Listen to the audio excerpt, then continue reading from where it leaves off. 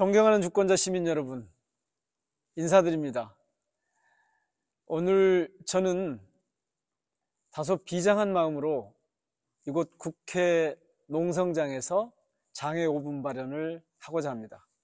저는 기록하겠습니다. 더불어민주당 이재명 대표 체포동의안 제 투표지를 사진 찍어 남기겠습니다.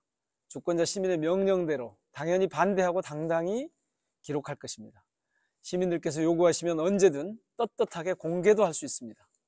존경하는 주권자 시민 여러분, 이 대표 체포동의안 부결은 특권이 아닙니다.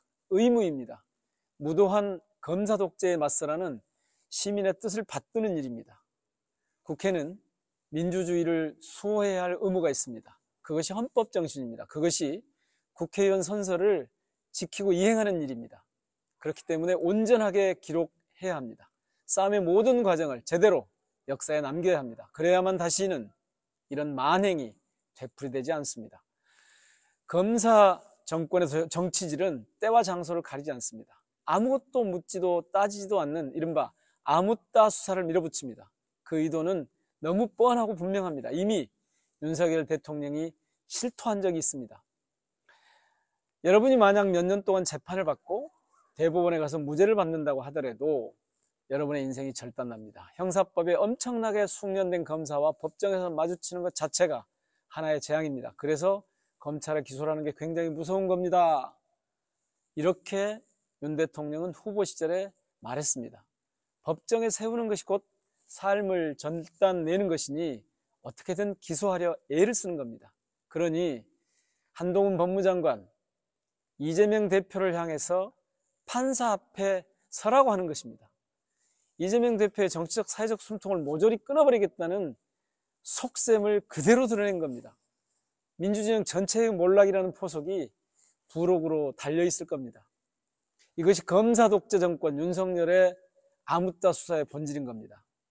윤석열 검찰의 본질을 그대로 드러내 보인 겁니다.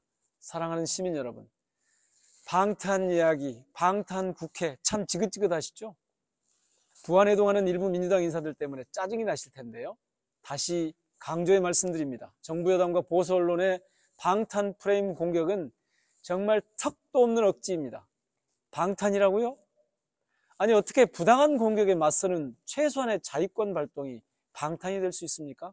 자신들은 기관총을 쏴대거나 망나니 칼춤을 추면서 이를 막고 피하는 게 방탄이라고 하는 게 말이 됩니까? 제가 보기에 오히려 방탄은 대통령 내외 지키기에 급급해서 두 눈 벌겋게 총을 댄 용산과 국힘 무례들에게나 어울리는 말일 겁니다. 민주당 내에 불체포 특권 포기를 언급하는 분들 정말 한심합니다. 결백하면 떳떳하게 원칙대로 하랍니다. 법과 원칙 좋지요? 저도 마음 같아서는 그 엉터리 체포동의안 확 찢어버리고 싶습니다. 그러나 표결하라는 국회법의 원칙에 따라 응할 뿐입니다. 그분들께 되묻습니다. 지금 대한민국의 정치검찰이 법과 원칙을 지키고 있습니까? 지금까지 과정이 정당하고 공정합니까? 여러분은 윤석열 검사 독재 정권과 같은 편입니까? 한패거리인가요? 국민의힘과 같은 정치를 지향하시는 겁니까? 보수 언론이 소신파라고 부르니까 신이 납니까? 조폭에게 칭찬받는 건요, 조폭 추정 세력뿐입니다. 그냥 민주당 국힘파가 더 어울리는 일입니다. 아니면 국힘과 함께 정치하는 세력이라고 하는 게 더 맞을지도 모르겠습니다. 동료 의원 여러분께 호소드립니다. 국회는요, 이재명 대표의 체포동의안을 압도적으로 부결시켜야 합니다. 국힘과 그에 동조하는 세력이 아니라면 모두 반대하리라고 굳게 믿습니다. 애초에 구속요건 자체가 성립하지 않잖아요. 증거인멸요? 도주 우려요? 불체포 특권이라고요? 지금은요, 그런 것까지 생각할 필요조차 없습니다. 검사 독재 정권, 윤석열 정권은 없는 죄를 만들어내고 있습니다. 그들만의 무검 유죄 원칙에 따라서 혐의를 소설처럼 창작하고 있는 겁니다. 그렇기 때문에 이 말도 안 되는 정치검찰 폭주에 결코 동의할 수 없는 겁니다. 그래서 당연한 부결, 그게 바로 정의가 되는 겁니다. 끝으로 한 말씀 올리겠습니다. 부당한 동의안 부결, 그 다음 스텝이 필요합니다. 한동훈 장관 문제입니다. 앞서 말씀드렸지만 감히 장관이, 그것도 법무장관이 판사 앞에 가서 얘기하라고요? 야당 대표에게?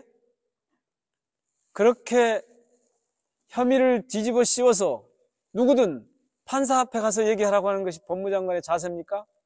제가 보기엔요, 정작 판사 앞에 서야 할 사람은 바로 한 장관 자신입니다. 그는 이미 국가공무원법 56조 법령준수 및 성실 의무, 국가공무원법 59조 공정의 의무, 국가공무원법 63조 품위유지의 의무, 공직선거법 9조 정치적 중립 의무 등을 여러 차례 위반했습니다. 곧 한동훈 석자 뒤에는 전 장관이 붙지 않을까요? 시민들께서 그를 그 자리에서 끌어내리실 겁니다. 국회에서는 이미 탄핵의 흐름이 보입니다. 가시화될 움직임은 다시 보고 드리겠습니다. 고맙습니다.